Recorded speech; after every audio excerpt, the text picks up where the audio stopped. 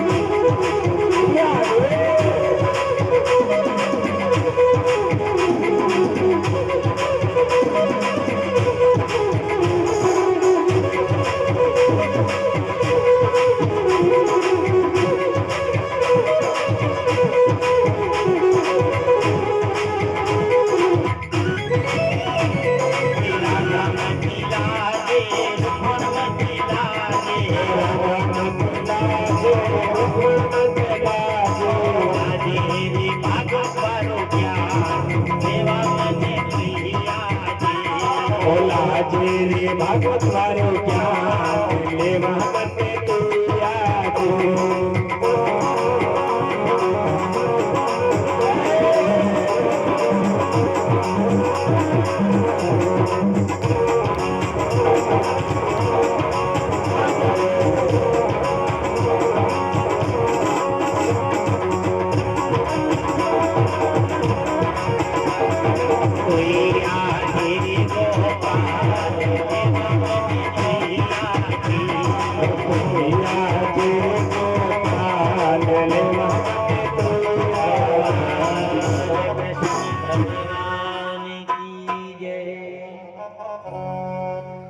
राधा मती लाजे रुक्मण मती लाजे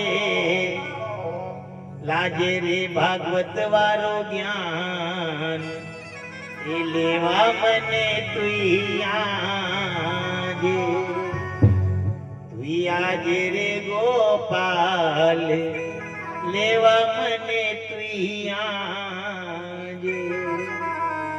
एक विचार कर लो वो कितना दयालु है। ये दुर्योधन के घर के जो 56 भोग थे निखाए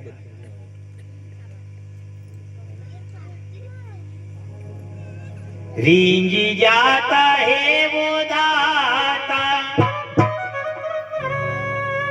छोटे से एक पान पर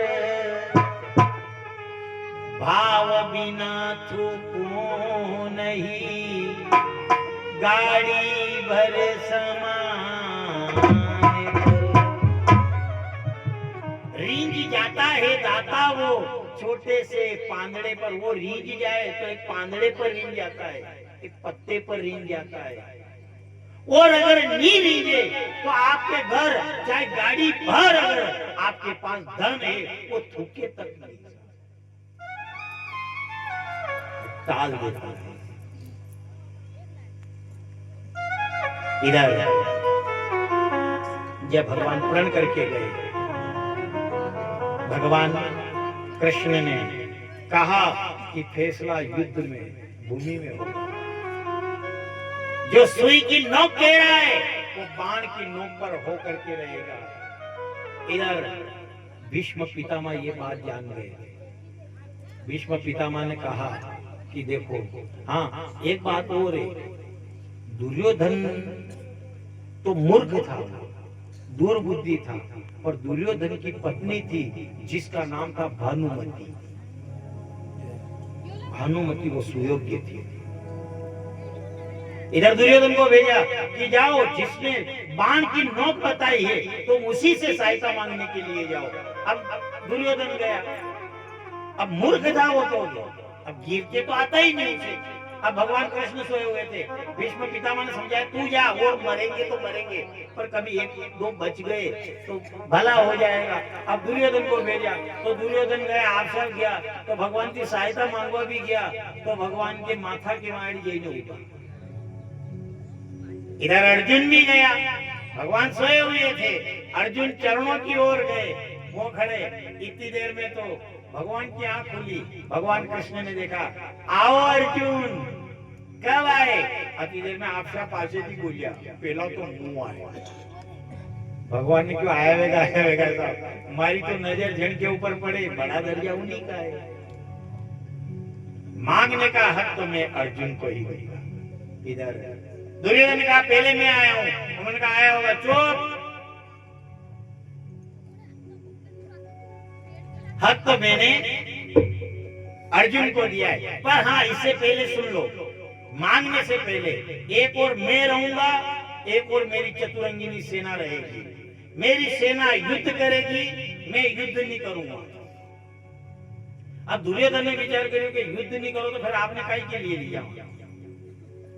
जजमान बेटा आई अब पूजन करी ने मान लिया आई भी जा न भाई के साहब पूजन करे था ठीक है पर मैं 3 घंटा तक कथा में नहीं भागा तो फिर था ने जजमान का बोले बनाया यार आप भी करने मजदूरी करवा के बोले बुलावा ने कीधा साहब मान लिया बोलिए सरसों काटनी रायडो काटना ने भी कीधे कि आई तो जाऊं दान की पर आओ नहीं काट लो तो थाई घरे दिन काढ़ो नहीं यार मान ली मस्ते लीजिए ना आपने करा नहीं। अब भगवान की जैसी बात करी तो भगवान ने एक ही बात करी एक और मेरी सेना रहेगी दूसरी ओर मैं रहूंगा। मेरी सेना युद्ध करेगी मैं युद्ध नहीं करूंगा।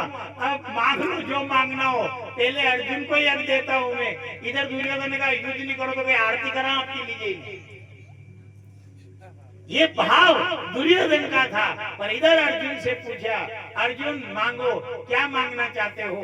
मेरी चतुरंगिनी सेना के मुझे अर्जुन ने कहा मुझे तो आप चाहिए। दुर्योधन ने क्योंकि वो अपनी इच्छा पूरी हुई यो तो जसो यो ने जैसे ही की दुईड़ा के जसो तो वो सो मांगी ने। अब जैसे ही इधर दुर्योधन ने कहा ठीक है साहब अपने चतुरंगिनी सेना ही कोई बात नहीं ना बड़ो मस्त उनकी तो 40 पलटी। अब चाल पलटी गया भीष्म पितामह ने पूछा दुर्योधन मांग करके आ गया हो क्या मांगा। अरे अर्जुन के ऊपर दृष्टि पड़ी तो पहले अर्जुन को हक दिया पर उन्होंने कहा एक और मैं रहूंगा एक और मेरी चतुरंगिनी सेना रहेगी मेरी सेना युद्ध करेगी मैं युद्ध नहीं करूंगा। तो फिर क्या हुआ अर्जुन ने क्या मांगा। अर्जुन ने तो कृष्ण को मांग लिया। तभी अरे मुझे अगर बोलते तो मैं सेना ही मांगता। इधर भगवान ने कहा तू मूर्ख है। इधर भीष्म पितामह ने कहा मूर्ख है तेरे राज्य में मुझे लग रहा है पानी देने वाला नहीं रहेगा क्योंकि जिसकी ओर भगवान ने जीत तो उसी की बस। अब ये बात जब भगवान कृष्ण ने देखा कि ये तो मूर्ख है दुर्योधन तो दुर्बुद्धि है इधर द्रौपदी को इधर बुलाया, उसकी पत्नी दुर्योधन की पत्नी थी जिसका नाम था भानुमति। भानुमति से कहा कि देखो तेरा पति तो मूर्ख है, जो मांगना था वो तो मांग ही नहीं सका, पर तू जा वो तू मांग ले, ज्यादा अगर कुछ नहीं हो तो तुम्हारे वंश में तेरा पति ही जीवित रह पाएगा, वो भी तेरे कारण, क्योंकि वो भगवान को मानने वाली है। भानुमति से कहा तू जा और जाकर के सहायता मांग। जब मैं उठूं नहीं, जब मैं पूजा करने के लिए बैठूं, इसने भीष्म पितामह ने कहा मैं पूजा करने के लिए बैठूं और मैं उठूं नहीं, उससे पहले तू आकर के मेरे चरण में प्रणाम कर लेना। इससे क्या होगा कि जैसे तू प्रणाम करेगी और मैं तुझे आशीर्वाद दूंगा, सदा सौभाग्यवती भव, तुम्हारा सुहाग अमर रहे। आप देख जो साहब, अच्छा ईमानदारी क्यों कन के पगा में धोख दा तो करने यूं क्यों कि तू 48 साल तक जीव जिए, यूं क्यों कि तू 45 साल तक जीव जिए। हाँ हाँ, हो साल जीवती हो साल न कोई तो हवा हो साल के ऊपर के दे, हवा हो साल ने वने भी ऐसा लागे वाह वाह वाह कई आशीर्वाद दियो। अच्छा कने कने 30 साल की उम्र को आशीर्वाद दियो, तू 30 साल तक जीव तो रही है। अब विचार कर लो, मान लिया जाए उम्र तो अपना ने झुका तो कम ने उम्र कतरी चाहिए 100 साल की, तो 100 साल अगर उम्र जीना चाहते हो तो 100 बार झुको, 100 बार झुको। एक बार झुकने का 1 साल, 2 बार झुकने का 2 साल। तो ये इससे क्या होता है, जब अपन नमन करते हैं, झुकते हैं, तो झुकने में क्या होता है, झुकने में ये होता है कि झुकने में आशीर्वाद मिलता है, और आशीर्वाद कहीं मुंह से नहीं दिया जाता, कहीं हाथ से नहीं दिया जाता है। आशीर्वाद अगर दिया जाता है तो आशीर्वाद अंदर से निकलता है। काम समझ में ही बढ़िया होगा, समझ में आपकी भाषा में मजा बढ़ाइए। आपको माथो दुखी हो, माथो दर्द कर रही हो तो जड्डू बाम जाए या विक्स लिया डब्बिया नहीं, विक्स की डब्बिया। अच्छा वहां को मुंडो कतरो बड़ो है, विक्स की डब्बी को अतरो बड़ो ने जंडू बाम की भी। अब मान लिया मजा वो सर दर्द करियो तो उनको ढक्कन खोलियो, झट आंगली निकाली लगाया ने वो माथो उठी। अब फायदो भी करो सब बली या विक्स खोली ने विक्स में दी रसोई निकालियो, निकाली क्या लगाया ने। अच्छा मान लिया जाए ये तो ठीक है, सर दर्द की बात है। अब मान लिया जाए चोट लगी, चरण में चोट लगी और घाव भी हो, ने डॉक्टर के वहां जाओ पट्टी कराओ बोले, ने एक पट्टी डॉक्टर कर देने के बाद वो ट्यूब लिखी दे कि एक काम करो, ये पट्टी लिखी दी नहीं, ये ट्यूब लिखी दी, तीसरे दिन घरे पट्टी कर दी। अब बोलो जंडू बाम का अपना निकाल लो, अब वो कोई शीशी में की ट्यूब आंगली थी निकले, नहीं डॉक्टर ने वहां शीशी लिखी थी ट्यूब की, लेकिन डॉक्टर यह नहीं बताओगा कि ये ट्यूब किस तरह निकलेगा। अब वो कलाकार कतरो है, वही शीशी में उंगली तो जाएगी, जैसे जंडू बाम में जाए या विक्स में जाए, शीशी में उंगली नहीं जा, तो वो अतरो कलाकार है कि नीचे की दबाओ, यूं नीचे की दबाओ ट्यूब ऊपर निकल जाएगा। मैं जड़ ऊपर की ट्यूब ली ने घाव पे लगाओगा, घाव ठीक हुई जा। विचार कर लो ये क्या है, ये हमारे घर में बूढ़े हैं, ये भी ट्यूब की शीशा है, ये भी ट्यूब ही है जो घर में पुराना बना के। आप तो कहीं मत करो कि जैसा ही होता रहे न खुदी बना के नीचे दबाओ। आवार नई सोसाइटी नहीं समझे, जरा लुगड़ा वाला आना थी पूछो, पुराना मनक जी भी होना थी पूछो। पहला आना घरे कोई बुढ़ा मना का आता नहीं, लाड़िया रहती तो ये लाड़िया यूं मुसर ने भी उभी रहती, बड़ी मफाया करते साहब भी कही अभी ट्यूब की शीशा है न जैसी यूं मसरती न पछी बनाई माता में हाथ मेल दी न बजे के दी आनंद करो शुकीरो दूधो नाओ पूतो खोलो।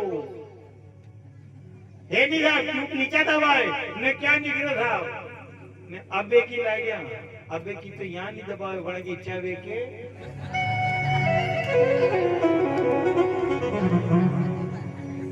इसे आपको करो मान लिया जाए। अच्छा ठीक है, याद ही दबावे तो भी आशीर्वाद निकले, याद ही दबावे तो भी आशीर्वाद निकले। अबे मान लिया जाए जावे नहीं याद ही दबावे, क्या बोलो धीरे की नहीं धीरे आशीर्वाद पत्नी के तारे भगवान अशो जुएगा।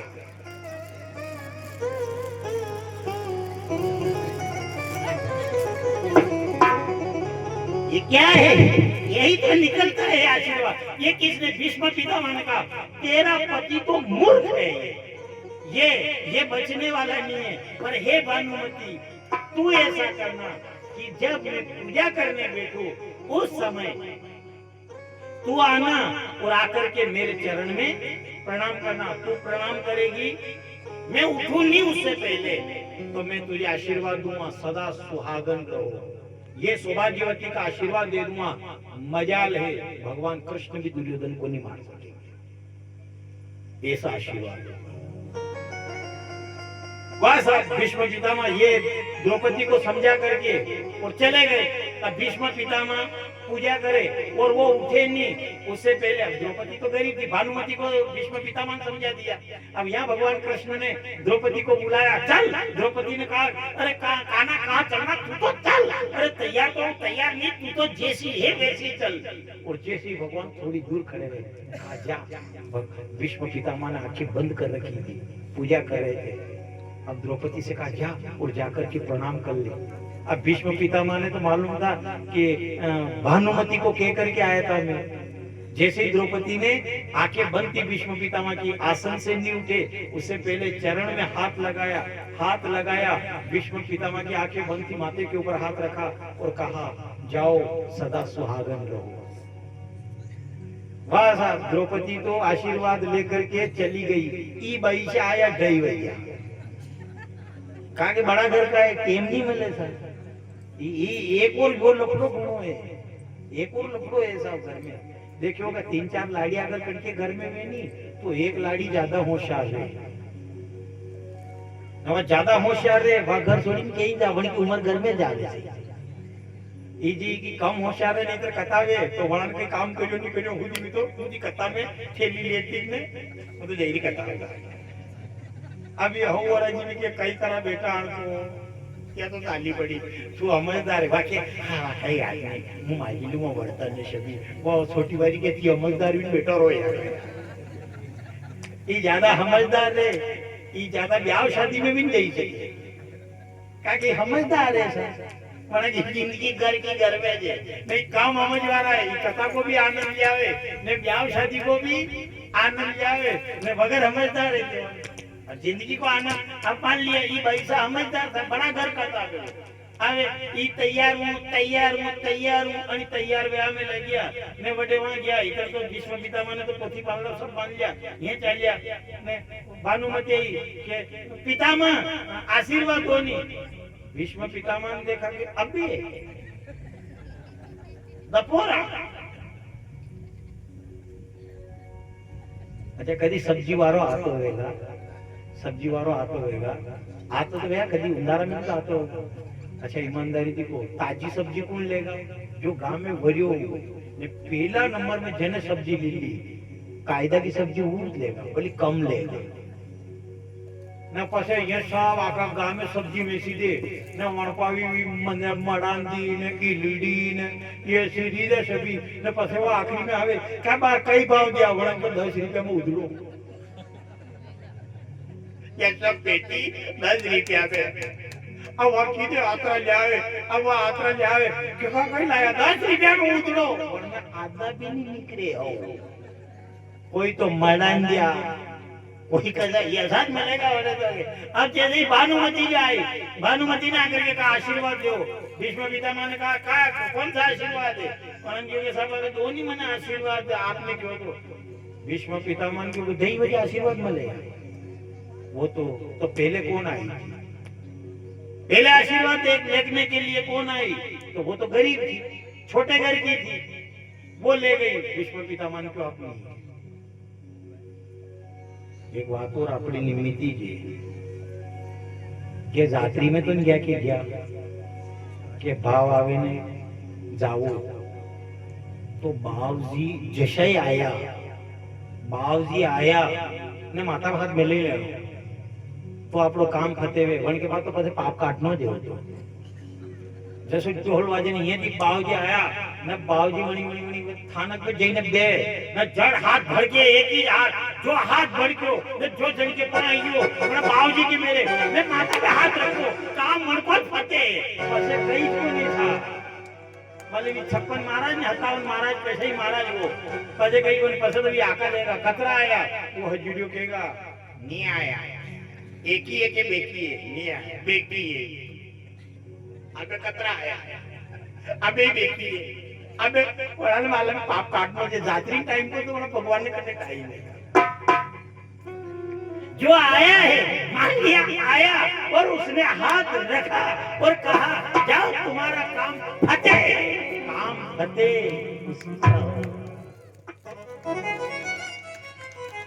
अब टाइमिंग नहीं है मैं और के बाद जाइए मैं की दे साहब कि હવે માકો કામ મળી जा अब माको काम मળી जा बोलो विचार करो अपने को टाइम नहीं है तो उनको भी टाइम नहीं है इधर द्रौपदी आशीर्वाद लेकर के और चली गई इधर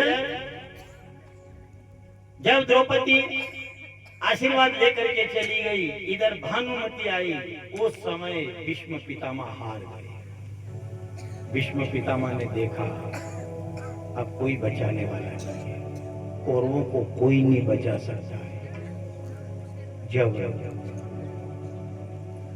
इसलिए कहा जाता है कभी विपत्ति आ जाए तो किसी के पास पहली बात तो ये है रिपोर्ट अगर लिखवाना हो तो कभी थाने में जाकर रिपोर्ट मत लिखवाना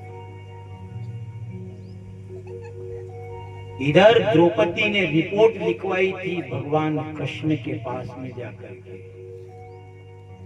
तो भगवान कृष्ण ने 18 दिन में सुपड़े साफ कर दिए थे मात्र महाभारत का युद्ध 18 दिन चला था और 18 दिन में तो सुपड़े साफ कर दिए यहाँ तक के जो दुर्योधन जो था इधर दुर्योधन के युद्ध का समय आया और समय भीम ने भगवान कृष्ण से पूछा कहाँ मारूं इसकी छाती में मारूं जो गदा युद्ध का नियम है गदा युद्ध का नियम है कि कमर से नीचे नहीं मारते गदा युद्ध का नियम है कि जब गदा युद्ध गदा घोटे से युद्ध होता है तो कमर से नीचे वर्जिते मारना कमर से ऊपर मारना होता है जब भीम ने भगवान कृष्ण से पूछा हे केशव कहाँ मारूं इस दुर्योधन के छाती में मारूं माथे में मारूं या पीठ के पीछे मारूं भगवान कृष्ण ने कहा ना तो इसकी छाती में मारना ना इसकी पीठ में मारना ना इसके माथे पर मारना इसकी जंघा के ऊपर मार इधर भगवान कृष्ण की ऐसी वाणी सुनी तभी अर्जुन ने कहा गदा युद्ध का नियम नहीं है कि कमर से नीचे गदा युद्ध हो या उसके गदा की मारो ये नियम नहीं है भगवान ने कहा बाहर में जाए ऐसा नियम वो नियम कहाँ है कि एक गुलामना बहू को ये बार बार जंगा दिखाए दिन इतनी इसकी जंगा पर इतना गड़ा मार कि इसके मांस के लोंदे टूट करके जाए वो कुत्ते का ग्रास बने और जो भीम ने दुर्योधन की जंगा पे मारी मांस के लोंदे टूट करके गिरने लगे कुत्ते